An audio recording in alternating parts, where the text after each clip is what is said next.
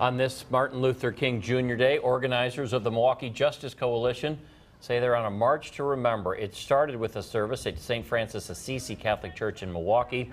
Then around 2:30, the group marched 3 blocks to Dr. King's statue, the one on MLK Drive and Walnut Street. Organizers spoke there on issues they say were important to Dr. King, and they stressed the focus today should not be on race but on poverty and economic issues. The Milwaukee Justice Coalition says it has been doing this every year for the last 11 years. Remembering in Racine, hundreds of students and activists gathering in Racine today to reflect on the work of Dr. Martin Luther King Jr. And Fox 6's Mike Lowe found a man there who worked alongside Dr. King. He helped teach people how to march in the civil rights movement and how to stand up to hate.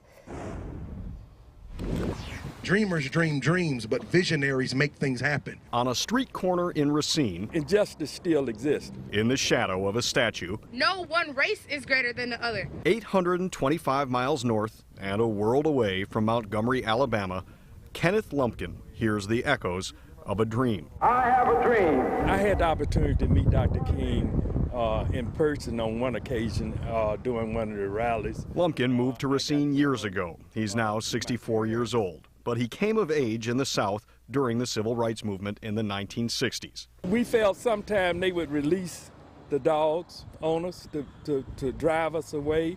Then we had people on the other side, the KKK, that would intimidate. It was King's strategy to face hatred and racism with nonviolent collective action. But the legions of protesters had to be trained.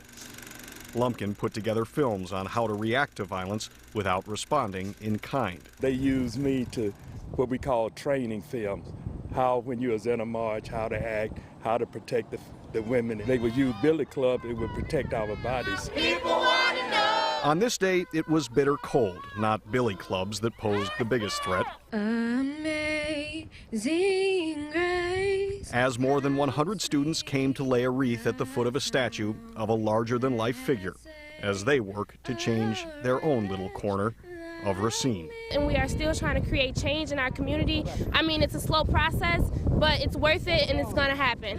But it's not the time to give up now. And as part of the King celebration in Racine, 250 students spent the day volunteering all across the city. And Lumpkin says the idea of serving others is an example of King's legacy. Back to you. Thank you, Mike, so much.